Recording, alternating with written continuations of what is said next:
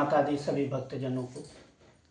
आज का विषय है कि नकारात्मक शक्ति आपको कैसे परेशान करती है और उसके क्या लक्षण हैं, और साथ में बताएंगे उसका उपाय। तो सभी भक्तजनों का और YouTube फैमिली का स्वागत है मेरे जय मां मुलक माई YouTube चैनल में। आशा करता हूँ कि आप सब कुशल मंगल होंगे, जहाँ होंगे, स्वस्थ होंगे, व्यस्त होंगे और मस्त होंगे। तो साथियों, कि जैसे मैंने स्टार्ट में बताया कि आज का विषय है नकारात्मक शक्ति को क्या लक्षण होते हैं और उसको कैसे हटाया जाए। अगर आपको सपने में लगता है कि कोई आपको सीने में दबाव डाल रहा है, या आपको गंदे सपने आते हैं, जैसे कि शमशान में चिता जलती हुई, या कोई दैंत दिखता है, या कोई छोटे बच्चे जो नग्न अवस्था में हो, निवस्त्र हो, या आपको चलते फिरते को ही आभास होता है कि कोई पीछे से आ रहा है, या कभी कानों में आवाज़ गूंजती है, आपके नाम से कोई आपको पुकारता है, या घर में कोई अजीब सी महक आना, कभी अजीब सा एक डर का एहसास होना,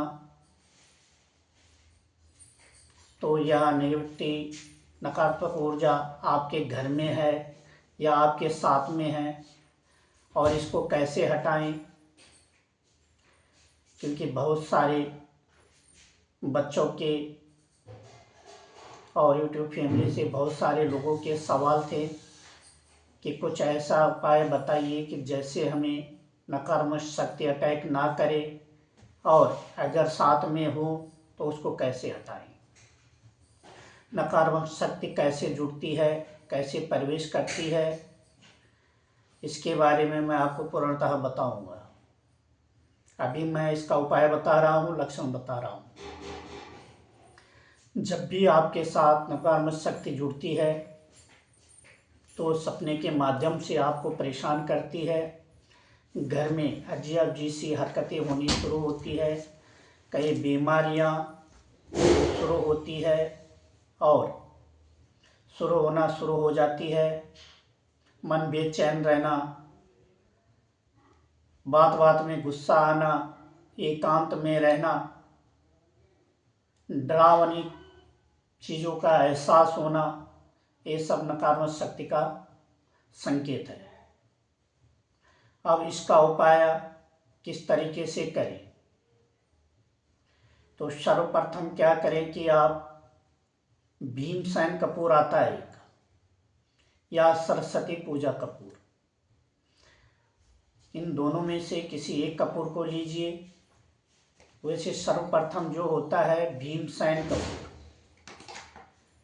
भीमसेन कपूर से आप एक मिट्टी का दिया लीजिए, भीमसेन कपूर लीजिए, लौंग साथ में लीजिए,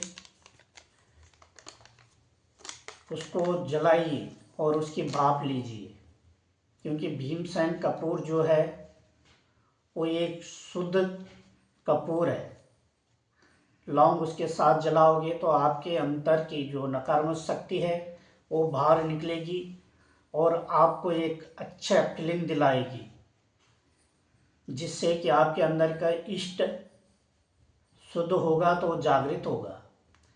जब वो जागृत होगा तो आपके शरीर में नकारात्मक शक्ति नहीं रहेगी। इसको कम से कम 3 शनिवार और 3 मंगलवार करें।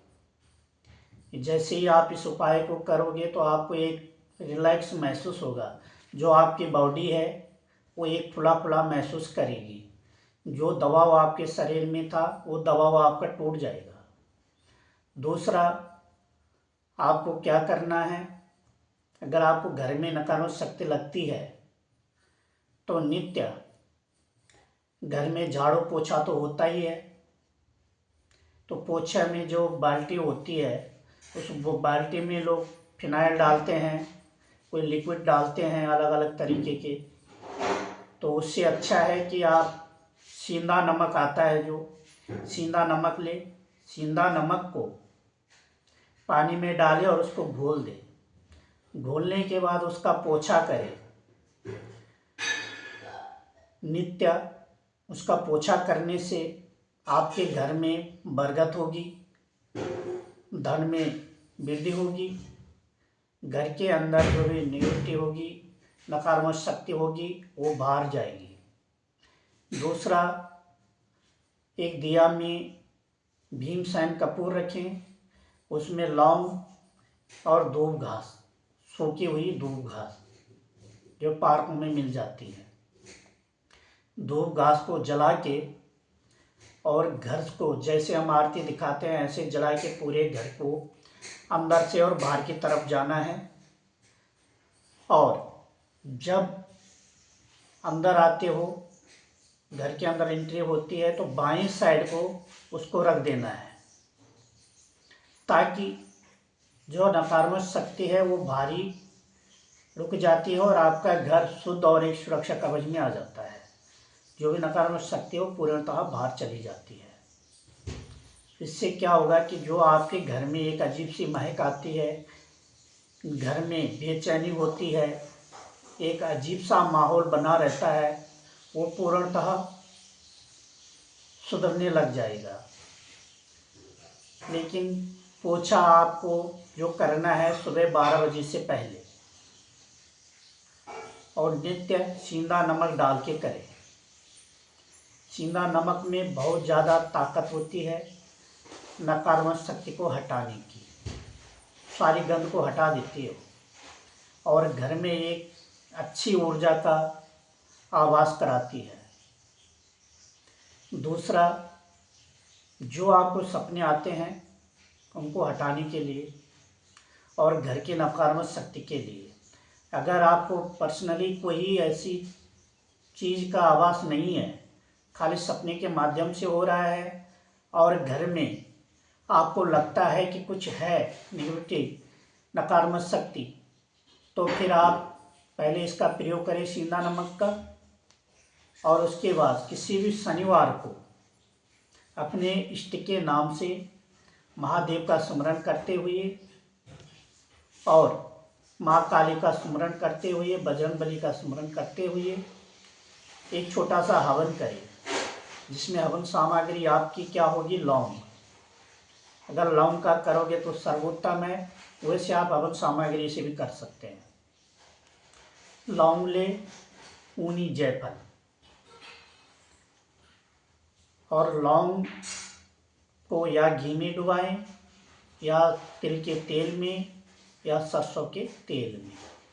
उसको डुबाने के बाद आप 11 आहुति, 21 आहुति, 51 आहुति, जितनी आप कर सकते हो, एक उपला ले लें, या अगर आपके पास हवन कुंड हो तो आम के लकड़े से कर सकते हो, नहीं तो एक उपला लेके उपला जलाइए, उसमें जोत प्रज्वलित करिए पूर्णतः कपूर के साथ। जब वो जलने लग जाए तो सर्वप्रथम गणपति नमः करके लास्ट में स्वाहा बोले, उसको उसके ऊपर डाल दें। उसके बाद इष्ट देव का स्मरण करें, स्थान का करें, पितर देवों का करें, फिर अपने इष्ट का, चाहे आपके इष्ट माँ काली हो, चाहे भैरव हो, बजरंगबली हो, जो भी आपका इष्ट है उसका स्मरण करके आप उसकी आहुति दें। और उसके बाद उस हवन को, जलते हुए को पूरे घर में घुमा दें। पूरे घर में घुमाने के बाद उसके अपने चौखट के पास रख दें, तो आपके घर में लाइफ में कभी भी कोई नकारात्मक शक्ति प्रवेश नहीं करेगी। अगर इसको आप महीने 2 महीने में एक बार करते रहोगे तो आपके घर में कोई नकारात्मक शक्ति नहीं आएगी। अगर आपको ये जानकारी अच्छी लगी तो इसका प्रयोग कीजिए और साथ में अन्य लोगों को भी बताइए, और हमेशा सदा सुखी रहिए, खुश रहिए, क्योंकि कलयुग में नकारात्मक शक्तियाँ ज़्यादा चलती है। हर जगह में नकारात्मक शक्तियों का वास होता है, क्योंकि दुनिया भर के टोने टाट के लोग करते रहते हैं, जो आपके पीछे चले आते हैं, आपके साथ साथ आपके घर में प्रवेश कर जाती है, आपके शरीर में प्रवेश कर जाती है। क्योंकि इस टाइम लोग भक्ति में कम और अन्य चीज़ों में ज़्यादा है। जो भक्ति में विश्वास रखता होगा, ईश्वर का स्मरण करता रहेगा, जाप करता रहेगा, पाठ करता रहेगा, तो उसके साथ कम जुड़ती है ये चीज़ें। अन्यथा बहुत ज़्यादा इन चीज़ों का प्रभाव है, जो कि हर किसी के पीछे आगे घर में प्रवेश कर जाती है। धन्यवाद। अगर आपको जानकारी अच्छी लगे तो वीडियो को लाइक करें, शेयर करें, कमेंट करें। जय माता दी।